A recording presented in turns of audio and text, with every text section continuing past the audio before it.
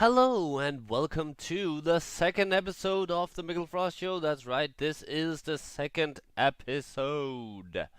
And first off, I'd like to thank all of you for all the likes and comments and views on my first episode. I'll leave a link below to the first episode. I won't do this all the time, but this is a new series, so people might not have noticed it yet. So there's a link to the first episode.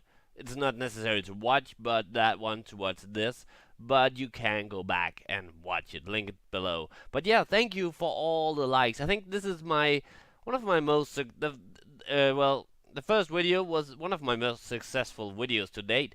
It's not the one that's gotten the most likes and views, but it is the one that gains likes as fast as it did. It got 6 likes in a matter of days. I think 2 or 3 days it had 6 likes, and it hasn't gotten any more since. But that is the way with most videos. They get likes like the first few days, unless of course you're a big YouTuber. I mean, look at Smosh for instance. They probably like get likes on the videos they made like 5 years ago still.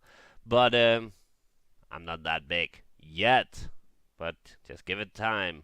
But yeah, welcome to the second episode. And before we get going, let's just quickly run up, do a rundown, run up, do a talk about what the show is all about. And it's divided into 4 segments or parts, if you will.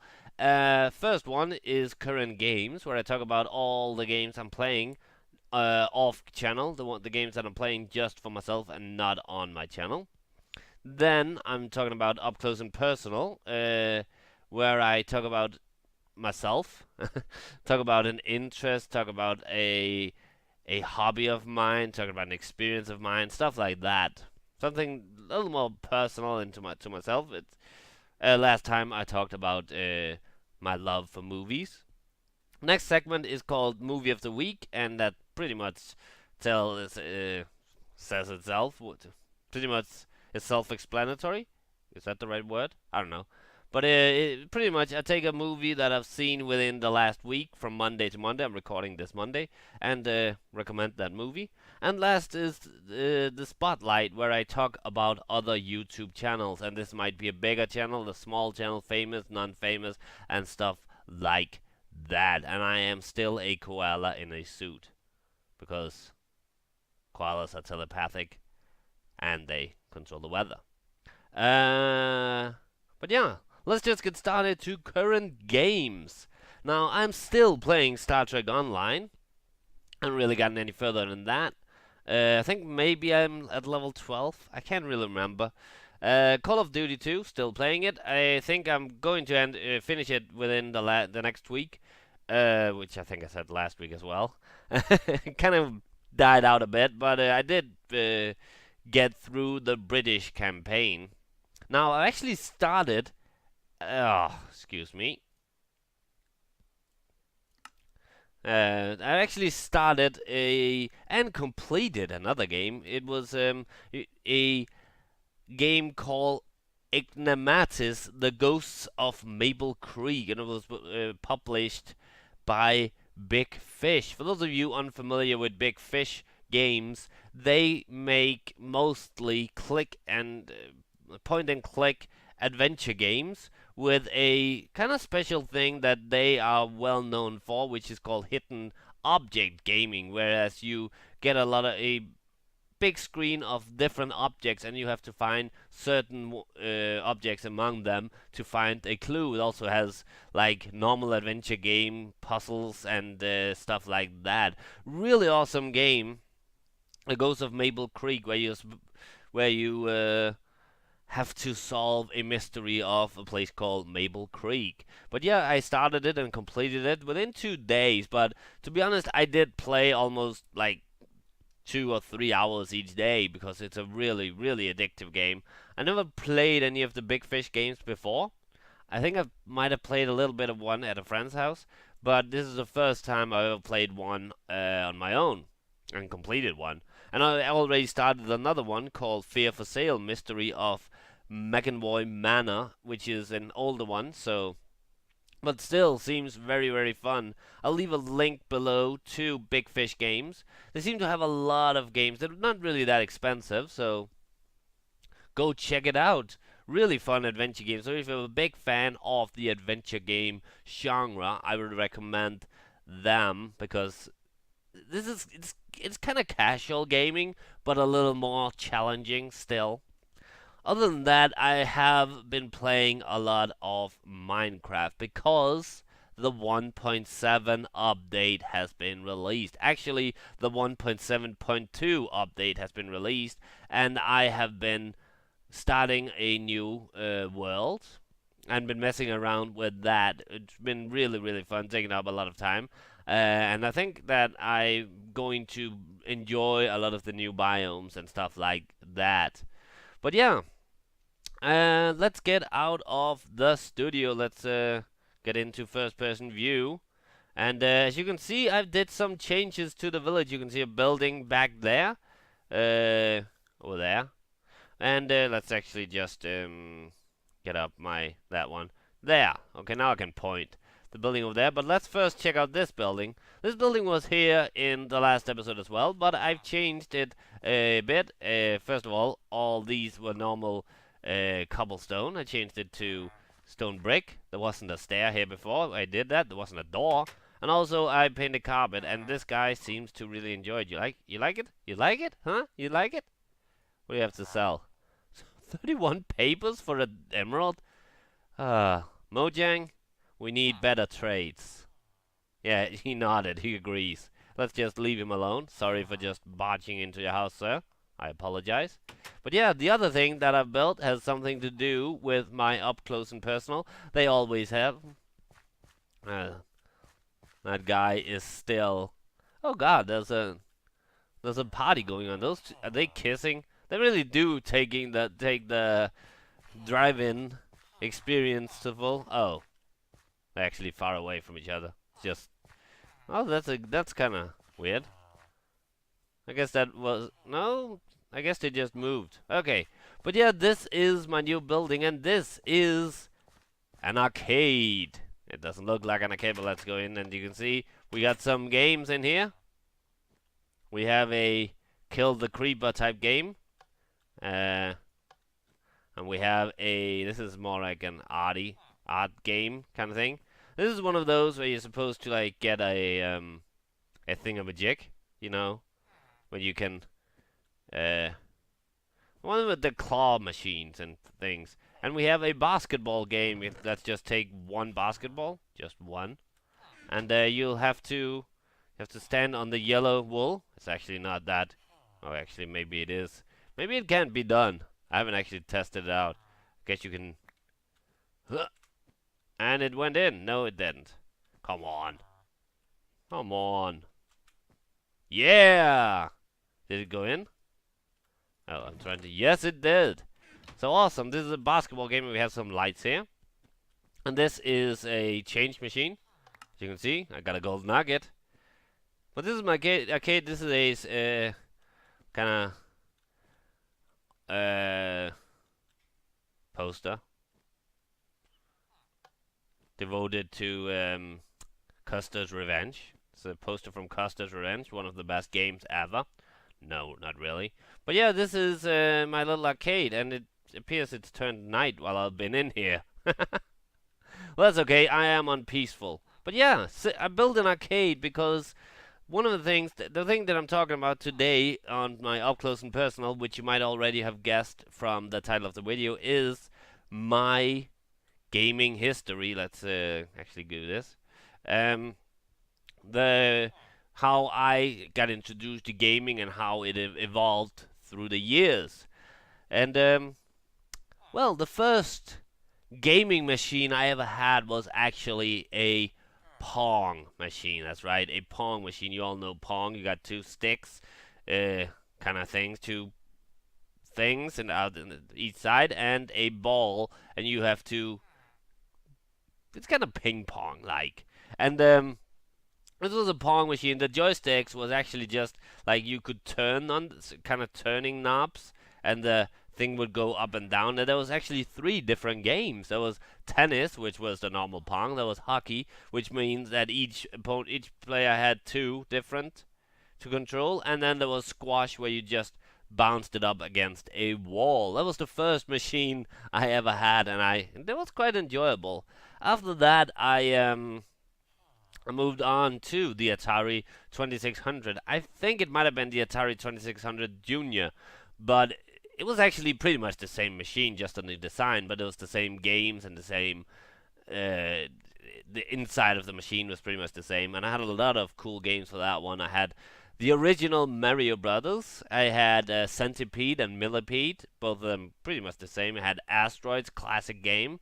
I had Crystal Castles, and I had Joust, one of the weirdest games ever. You fly around on ostriches trying to collect dinosaur eggs while the dinosaurs are trying to kill you. At least that's what I remember of the game. But it's been a couple of years, so a couple of years. It's been almost 20 years since I played it. So, but that was a fun game machine. The Atari 2600 was, of course, it hooked up to the TV, and but back then we only had one TV. It was in our living room, and the games were actually really, really loud and annoying sounds. So I must really have, yeah, driven my mom into madness or something like that. From the Atari 2600, I moved on to the Commodore 64, which I really remember that as fondly because I had a lot of games, and back then you didn't really buy games for the Commodore. Most people I know never had any original games for the Commodore. I did actually, but most of the time you just pirated them, and I think I had like 200, 300 games or something. I never really completed much of them. I completed some of the Commodore on my channel, but and also some of them I did actually complete as a kid, like Gianna's Sisters and Henry's House and Creatures, which all of them I have completed on this channel. But yeah, the Commodore, I had so much fun with that. So many games. Some of the original ones I had was the Dizzy Collection and the Teenage Mutant Ninja Turtles, which was the same game as on the NES, meaning that it was almost impossible to complete. And I think that is why I didn't really play it that much. After the Commodore 64, I moved on to the PC and pretty much stuck to the PC ever since. But the first PC we got was actually not one you could game on. It was only for writing and stuff like that. A green screen, not a green screen, but the screen itself had only green and black in colors. Back then, PCs weren't really that good, especially not at gaming. The Commodore was way ahead of the PC back then. But the first PC we got, the games I remember on that one was games like Gunboat, which I played on my one of my bonus videos, and Spear of Destiny, which was the sequel to Castle Wolfenstein, Wolfenstein 3D. So, but I'm not really gonna go into more details about the PC because I'd probably do that in other videos where I'll talk about specific game genres or games I remembered from my childhood. But yeah, I don't own any of my machines anymore. My Pong machine, my Atari 2600, or my Commodore 64. I can't remember what happened to the Pong machine, but the Atari 2600 broke, unfortunately, and I sold the Commodore 64, which I've regretted as I got older. But I still actually have most of my PCs, which I had through the years. I think that I have like 5 or 6 different PCs. Some in my apartment, some in my basement, stuff like that. And I think they actually all of them work still. So yeah, but they do take up a lot of space.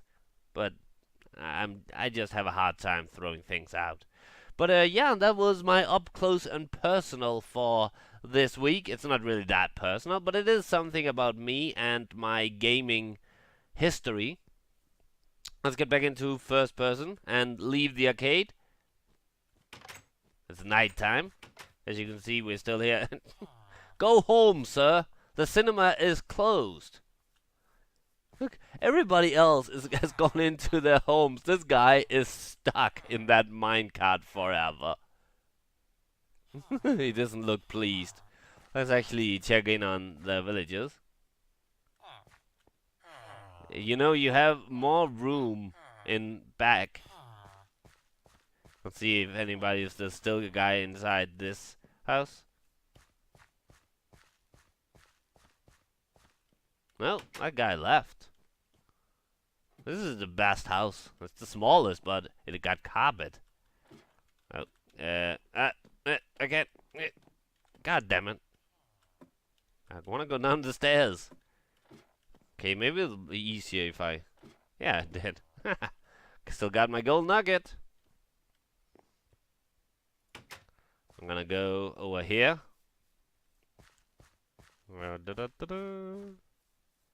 And throw it in the wishing well. There we go. But yeah, let's go to the cinema. Because now I'm going to talk about movie of the week. Now, I'm not going to go here every time I'm talking about movie of the week, because at some point this town would become larger, and just maybe going from one side of the city to the other will take forever. So, but since I was right next to it, I might as well go here.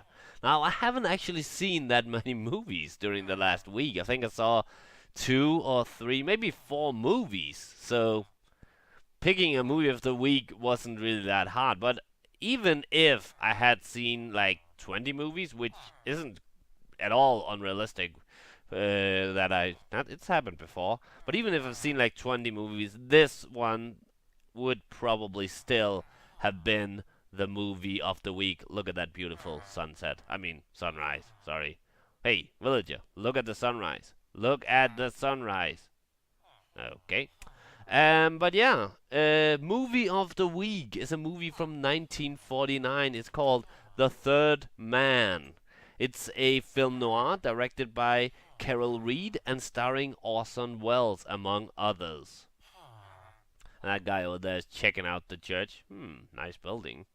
But yeah, The Third Man, the story is about a guy who comes to post-war Vienna and has been offered a job with his friend, but as he arrives, he learns that the friend is dead, been killed in an accident. But the guy is not really sure that it was an accident, so he starts to investigate and, among others, meet the girlfriend of his friend, which he, of course, falls in love with. And it's the classic story. And the movie is classic film noir. It's one of those typical nothing is as it seems, everything is revealed at the end, which pretty much is a lot of the movies that I recommend. Seems to be like that, but that is a good kind of movie. But yeah, The Third Man from 1949. It's actually one of the really high-rated movies on IMDb. It gets an 8.4, which isn't really. A guy doesn't know. Should I go in? Should I not? Yeah, he actually said But yeah, it's 8.4 is a high rating for IMDb, because the higher you get up, the fewer movies actually is in that rating, which makes sense, of course. But go watch it; it's amazing. Now let's leave this minecart. Whoa, whoa! Oh yeah, I read that somewhere or saw in the video that there's a bug with 1.7 where you kind of fly really far from the minecart. Let's just do this again, and yeah, you fly. So watch out if you have a rail built close to like lava, for instance, in the Nether or something like that. Be very careful, because you kind of fly off instead of just get off right next to it as you're supposed to. Let's just clean up here a bit. That could be your job, since you're here all the time anyway. I don't think you've paid, you know. Oh, damn it! Stupid minecarts. There we go. Yeah. I agree. But let's get back to the studio, which is up here. There's a flying block up there. What are you doing? What are you doing? You're trampling the corn. Dude, these two was like, could you please get out of... Oh, sorry, I didn't mean to interrupt. That was... I think they got mad at me. But yeah, let's get back to the studio. Whee! And do the last segment of the show. Now, I have no idea if this episode is longer or shorter than the previous one, because as you all know, probably all know, I have no... Whoa, that was weird. Well, I think it's some of the pictures you actually see. But yeah, I have no sense of time or direction, but that's really not important right now. But yeah, the spotlight this week is a channel called the Lilikoi Juice, which is a channel owned by a girl from Hawaii. She makes gaming videos. She's done some Minecraft. She's done some Call of Duty. She's done some... one of the series that really attracted me to her channel was something called Bargain Bin something back and bin fun, where her and her friend Restless Yuki, you can check out his channel too. I haven't really checked it out that much, but yeah, they play games that they found in their bargain bin at their local GameStop. I think it was GameStop. That's not really important, but the local gaming shop anyway. They find and they play these games that cost less than $10. So that's really fun to watch, and she does some vlogging too, with gaming as a background, which kind of like what I do, but not exactly the same. But yeah, the Lilikoi Juice is a really great channel, so I'd recommend you go check her out. There'll be a link to that below. I'll leave the links this week will be, in case you haven't noticed yourself, will be a link to the Big Fish games, who makes adventure games. We have a link to The Third Man, the movie, on IMDb. We also have a link to the IMDb My Movie List on IMDb, so go check that out. It should be updated. I haven't actually, when I'm recording this, updated the list yet, but I should have by the time this it comes up. If not, please let me know and I will update it. It's not, you won't find movies like The Third Man on that list, or even movies from the ones I recommended last week, because I'm kind of taking it slowly and just updating with some. It's a long list, so there's a lot of different movies you can watch on it. And the last link, of course, is to the Lilikoi Juice. Go check out her channel. So yeah, this has been the second episode of my show, and I hope you enjoyed this just as much as you enjoyed the first episode. I'm still only learning how to do this. This is the second episode only, so like I said in the first episode, I don't know how long these will be, and maybe in the future this will be a lot longer show. I don't know if that will mean more views, less likes, more likes. But like if you like it, and leave a comment. You can, if you have a question, if you like the video, please let me know, and go leave a comment on my movie list as well. Maybe you've seen some of my movies. Maybe you agree with me on the list of movies. So I'm going to end this now. I could go on forever, probably. I like talking, in case you haven't noticed. So, I'll see you next Tuesday for the next episode of the Mikkel Frost Show, and I'll see you tomorrow for more gaming. Bye.